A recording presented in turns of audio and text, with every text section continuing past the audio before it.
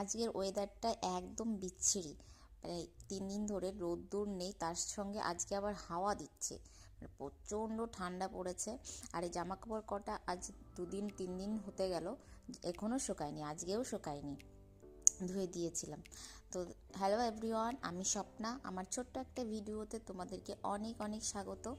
তো দেখো, অনেক দিন ভিডিও করা হয় না, মানে একটু বড় ভিডিও, ব্লগ ভিডিও করা হয় না। তো আজকে হঠাৎ করে মনে হলো আজকে একটু ভিডিও করি, তো সেজন্যই চলে আসলাম। তো দেখো, একটু ভাত ছিল, উনুনে রান্না করি কিছুদিন ধরে, গ্যাসে করি না, মানে বিকালে যখন ইচ্ছা হয় একটু করি, না হলে উনুনেই করছি। তো একটু হাঁড়িতে ভাত ছিল, সেটাই তুলে রেখে বাসনটা ধুয়ে রান্নাঘরে রেখে আসলাম হাঁড়িটা, মানে ভাতটা রান্না করে নিয়ে চলে আসি এই ঘরে।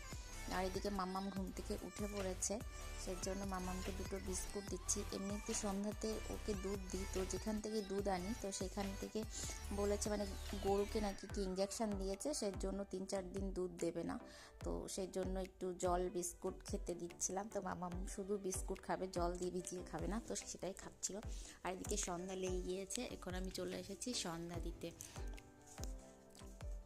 আজকে মাম্মামকে সন্ধ্যা দিতে নিয়ে আসিনি, কারণ ও এখানে এসে খুব দুষ্টুমি করে, মানে আমার সঙ্গে কথা বলতে থাকে, কথা উত্তর না দিলে। আর পুজো দিতে সন্ধ্যা দিতে আসলে আমার কথা বলতে ভালো লাগে না, মানে মনটা ওইদিকে থাকে না, তো সেই জন্য মাম্মামের উপর রেগে যাই। তো আজকে আনিনি। আর ও আসলে খুব খুশি হয়, পুজো দিতে সন্ধ্যা দিতে ও খুব পছন্দ করে।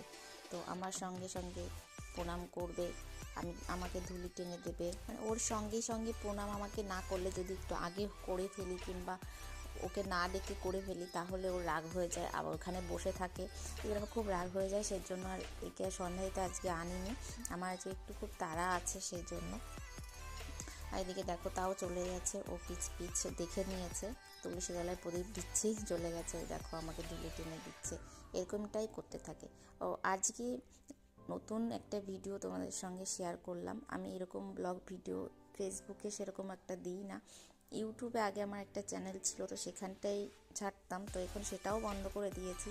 তো আজকের এই ছোট্ট ভিডিওটা তোমাদের কেমন লাগলো কমেন্টে জানাবে।